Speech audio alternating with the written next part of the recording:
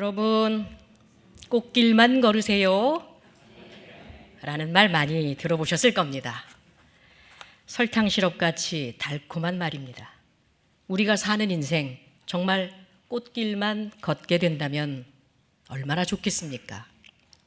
모든 사람이 원하는 바요, 아마 전 인류가 바라는 걸 겁니다. 그러나 정작 인생은 그렇지 않다는 것이 현실입니다. 지금은 미국의 전직 대통령이 된 조 바이든의 책상에는 2컷짜리 만화 액자가 놓여 있다고 합니다. 조 바이든은 1972년 29의 젊은 나이로 미국 상원의원에 당선되던 그해 크리스마스에 교통사고로 사랑하는 가족을 잃고 하나님을 원망하며 깊은 슬픔에 잠겨 있었습니다. 그때 그의 아버지 조셉 바이든이 아들을 위로하고 격려하며 건넨 것이 2컷짜리 만화 액자입니다. 액자 속의 만화는, 앞에 보이시죠? 액자 속의 만화는 유명 작가 딕 브라운이 그린 공포의 헤이가르라고 하는 작품입니다. 연배가 좀 있으신 분들은 어릴 적에 저 그림을, 저 만화를 좀 보셨을 겁니다. 거칠지만 가정적인 성격의 바이킹 헤이가르가 만화의 주인공인데, 어느 날 그는 자신이 탄 배가 폭풍우 속에서 벼락을 맞아서 좌초되자 하나님을 원망하면서 하늘을 향해 이렇게 외칩니다. Why me? 왜 하필 납니까? 그러자 하나님이 그에게 되묻습니다. Why not? 왜 너는 안 되는데? 깊은 슬픔을 당한 아들에게 이 2컷의 만화를 전해준 아버지의 마음은 이랬습니다. 아들아, 인생의 고난은 누구에게나 닥칠 수 있다. 그러나 그 고난에 매몰되지 말고 잘 극복하기를 이 아비는 기도한다. 2컷짜리 만화를 건네준 아버지의 깊은 뜻을 깨달은 조 바이든은 그 이후 그때의 시련을 잘 이겨낼 수 있었다고 합니다. 욥기는 우리의 인생을 이렇게 말하고 있습니다. 사람은 고생을 위해 났으니 불꽃이 위로 날아가는 것 같으니라. 불꽃은 땅 아래로 떨어지지 않습니다. 위로 올라가는 게 자연스럽습니다. 결코 그처럼 모든 인생들에게 인생 꽃길이 약속되어 있지 않을 뿐 아니라 고난이 아예 처음부터 면제된 사람은 없다는 겁니다. 한 개인에서 가정, 기업, 나라와 민족에 이르기까지 고난은 인생 모두에게 올 수 있습니다. 성경에서 광야는 고난과 동의어입니다.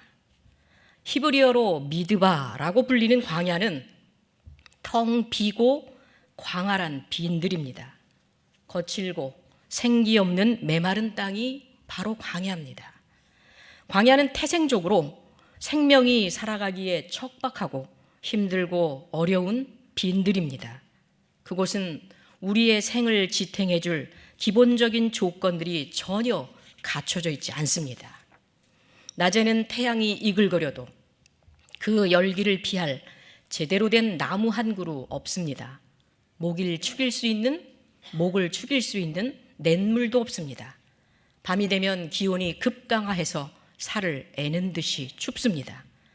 광야는 이렇듯 생의 기본 조건들이 철저히 결핍되어 있기에 황량하고 살아내기에는 매우 부적합한 그런 환경입니다. 그곳에서 인간이 할 수 있는 일은 별로 없습니다.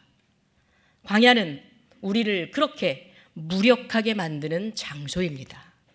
그런데 이러한 광야는 성경에서 아주 중요한 장소가 됩니다.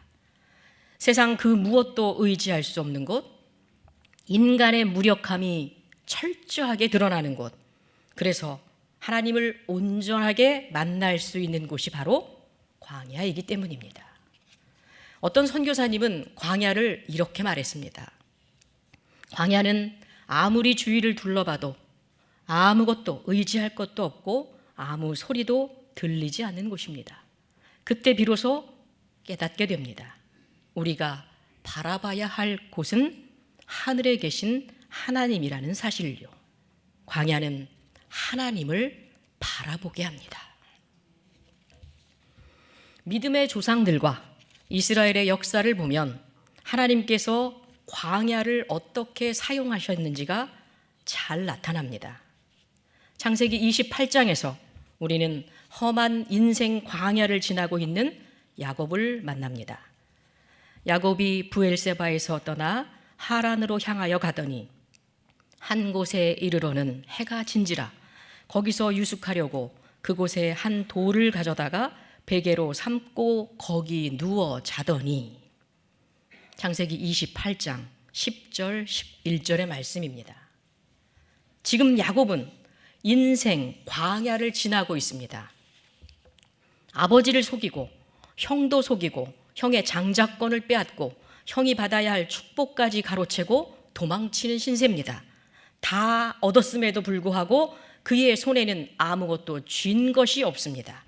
가족, 형제, 고향, 부모, 그의 삶을 지지하고 있던 모든 것으로부터 도망하는 야곱은 철저한 실패자입니다. 더욱이 그는 홀로 광야를 지나고 있습니다. 도처에 생명의 위험이 도사리고 있는 그런 광야를 말입니다. 외삼촌 라반의 집을 찾아가는 그의 앞날 또한 어떤 일이 일어날지 알 수 없는 불안한 미래일 뿐입니다.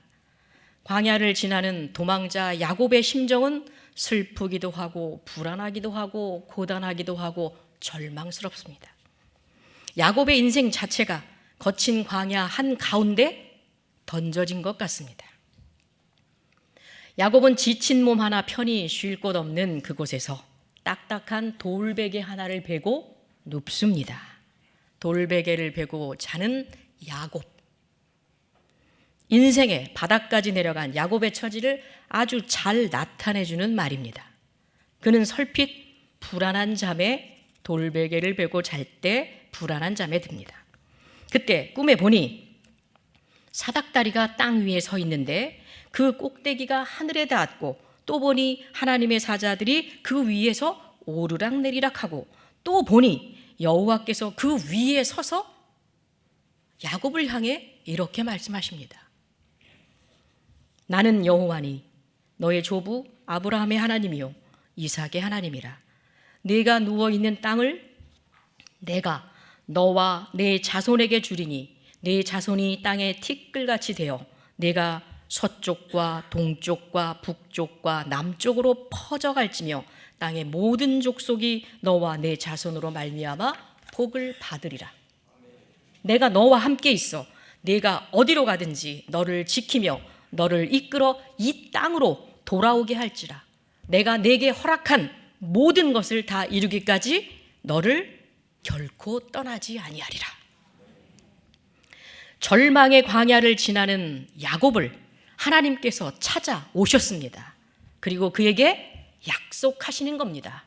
내가 너를 큰 복을 주고 내가 너를 회복시키고 내가 너와 함께 하겠다.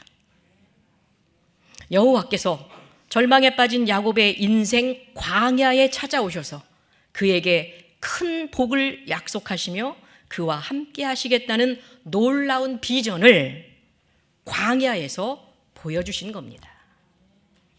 자, 이제 하갈과 이스마엘의 이야기입니다. 이스마엘과 하갈은 아브라함의 집에서 쫓겨났습니다. 쫓겨난 우여와 곡절은 오늘은 접어두겠습니다. 아브라함의 집에서 내쫓긴 하갈은 아들 이스마엘을 데리고 브엘세바 들에서 방황하다가 물이 다 떨어져 기진하게 되었습니다. 들이라고 번역된 광야에서 물이 떨어졌다는 것은 곧 죽을 수 있다라고 하는 절박한 경고가 됩니다. 성경에는 매우 간단하게 서술되어 있지만 그 상황은 너무나도 절박했을 겁니다. 하갈은 물이 떨어지자 아들을 관목 덤불 아래 두고는 화살이 떨어져 화살이 날아가서 떨어질 만큼의 거리, 거기에 아들을 놓고 마주보고 앉습니다. 화살이 날아갈 거리라면 그리 가까운 거리는 아닙니다. 화살을 한번 딱 쐈을 때 한번 쫙 날아가는 그 거리. 어미로서 죽어가는 아들을 차마 가까이서 지켜볼 수 없었음에 그리했을 겁니다. 하갈은 멀리 가시덤불 아래 지쳐 누운 아들을 바라보면서 대성통곡합니다. 그때 하나님의 사자가 하늘에서부터 하갈을 불러 물으십니다. 하갈아, 무슨 일이냐? 두려워하지 말라. 하나님이 저기 있는 아이의 소리를 들으셨나니 일어나 아이를 일으켜 내 손으로 붙들라. 그가 큰 민족을 이루게 하리라. 그리고 하나님께서 하갈의 눈을 밝히시어 샘물을 보게 하시고 하갈과 이스마엘을 구하셨습니다. 여호와께서 절망한 하갈과 이스마엘을 광야에서 만나시고 보호하시며 그들에게 새 길을 열어주셨습니다. 야곱 시대입니다. 고대 근동을 강타했던 기근을 피하고자 내려갔던 이집트에서 이스라엘 백성들은 약속의 땅 가나안을 잊고 400여 년간을 살게 됩니다. 400여 년 동안 이집트살이를 했던 이스라엘 백성들의 마음에는 더 이상 약속의 땅 가나안은 없습니다. 그저 이집트 제국의 안일한 삶에 혼곤이 녹아있는 외국인일 뿐입니다. 더는 하나님에 대한 간곡한 신앙도 없습니다. 이스라엘 백성들은 노예로서 전락된 비극의 역사를 직면해서야 비로소 하나님이 주신 약속의 땅 가나안을 기억하게 됩니다. 하나님은 도우심을 바라고 울부짖는 이스라엘 백성들에게 광야를 통해서 훈련하신 모세를 보내고 그들을 이집트에서 해방시키십니다. 그리고 오랫동안 잊었던 약속의 땅 가나안으로 향하게 하십니다. 그러나 성인 걸음으로 40일이면 들어갈 고향 땅을 하나님은 광야 40년을 통해 이스라엘을 훈련하십니다. 광야에서 하나님은 이스라엘 백성들의 몸에 밴 이집트적 노예 습성과 종교적 관행을 버리고 순전한 여호와 신앙을 회복한 여호수아와 같은 새로운 세대를 길러내십니다. 그렇게 40년 동안의 광야 역사를 통해 이스라엘 백성은 하나님의 선택된 백성으로 새로워지고 거듭나게 됩니다. 이스라엘 백성들은 광야의 역사를 통해서 실제로 하나님을 만났고 하나님을 체험했고 그 속에서 하나님의 백성으로 성장했습니다. 이스라엘에게 광야는 시험과 고난의 장소였지만 또한 하나님의 사랑을 경험할 수 있는 특별한 장소였습니다. 그리고 광야의 역사를 통해 하나님의 백성이 된 이스라엘은 가나안 약속의 땅으로 돌아갈 수 있었습니다. 광야는 그처럼 하나님의 백성을 길러내는 연단의 자리입니다. 광야를 지나며 라는 찬양이 있습니다. 가사가 이렇습니다. 왜 나를 깊은 어둠 속에 홀로 두시는지, 어두운 밤은 왜 그리 길었는지, 나를 고독하게, 나를 낮아지게, 세상 어디에도 기댈 곳 없게 하셨네. 광야, 그 광야에 서 있네. 주님만 내 도움이 되시고 주님만 내 빛이 되시는, 주님만 내 친구 되시는 광야. 주님 손을 놓고는 단 하루도 살 수 없는 것, 광야, 그 광야에 서 있네. 주께서 나를 사용하시려, 나를 더 정결케 하시려 나를 택하여 보내신 그곳, 광야. 성령이 내 영을 다시 태어나게 하는 곳, 광야, 그 광야에 서 있네. 내 자아가 산산이 깨어지고 높아지려 했던 내 꿈도 주님 앞에 내어놓고 오직 주님 뜻만 이루어지기를, 나를 통해 주님만 드러나시기를, 광야를 지나며. 우리 인생도 그같이 텅 비고 광활한 빈들인 광야를 지나는 시기가 있습니다. 인생의 광야는 시련과 고난과 고통과 절망을 겪는 시기입니다. 세상에서는 고난을 겪지 않으면 행복한 곳, 다행한 것으로 여기지만 성경에서는 고난은 연단과 시련을 통해 하나님의 사랑을 경험하고 우리를 향하신 하나님의 뜻을 깨달을 수 있는 자리입니다. 그런데 우리가 인생의 광야를 지낼 때 우리에게 반드시 필요한 것이 있습니다. 그것이 무엇일까요? 모세가 광야 40년을 지나며 흔들림 없이 이스라엘을 약속의 땅으로 이끌 수 있었던 것은 무엇 때문일까요? 솔라 피데, 오직 믿음으로만입니다. 1859년 여름, 유명한 고개사가 나이아가라 폭포에 설치해 놓은 밧줄 위를 걸어서 미국에서 캐나다로 건너가는 흥미진진한 일이 벌어졌습니다. 생각만으로도 아찔한 줄타기 고개를 벌인 주인공은 프랑스 출신의 당시 유명한 고개사 찰스 브론딘이었습니다. 세계 최초의 나이아가라 외줄타기 고개 현장에는 수많은 사람들이 몰려들었습니다. 얼마나 흥미진진한 그런 광경이겠습니까? 무려 48m 높이의 외줄이 걸리고 브론딘은 18km의 긴 장대로 균형을 잡으며 한 발 한 발 밧줄 위를 걸어서 폭포를 건너갔습니다. 드디어 건너편에 브론딘이 도착하자 관중은 우레와 같은 박수와 환호성을 보냅니다. 열광하는 관중의 성원에 보답이라도 하듯 브론딘은 뒤로 건너기, 안대하고 건너기, 자전거 타고 건너기, 다양한 방법으로 나이아가라 폭포를 자유자재로 왔다 갔다 합니다. 모든 고개를 다 보여준 후 브론딘은 관중을 향해 소리칩니다. 여러분은 내가 이 밧줄, 이 외줄을 타고 그냥 가는 게 아니라 여기 내 등에 사람을 업고 이 줄을 건널 수 있다고 믿습니까? 그러자 관중들이 외쳤습니다. 믿습니다. 관중들의 대답에 브론딘이 관중을 쳐다보며 묻습니다. 자, 그럼 내 등에 업혀서 나와 같이 이 폭포를 건널 수 있는 사람 나와주시기 바랍니다. 브론딘의 말에 군중은 침묵했고 브론딘의 시선을 외면했습니다. 눈 마주치면 지목당하니까. 그때 관중 가운데 서 있는 한 남자가 나는 당신을 믿습니다. 기꺼이 당신 등에 업히겠습니다. 라고 외쳤습니다. 그는 해리 콜코드라는 사람이었습니다. 해리 콜코드는 수많은 사람들이 지켜보는 가운데 브론딘의 등에 업혔습니다. 그림자료 보이시죠? 남자를 등에 업은 브론딘은 신중하게 줄에 올라 한 발 한 발 줄을 탔습니다.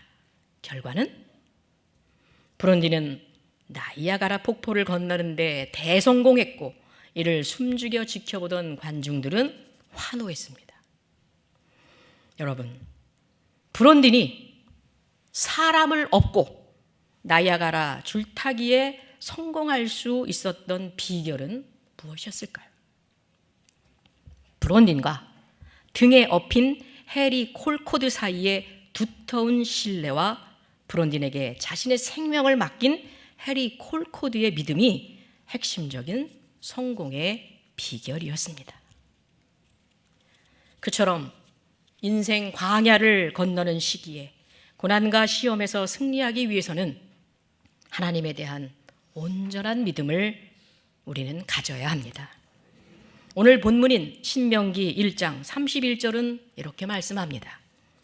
광야에서도 너희가 당하였거니와 사람이 자기의 아들을 안는 것 같이 너희의 하나님 여호와께서 너희가 걸어온 길에서 너희를 안으사 이곳까지 이르게 하셨느니라.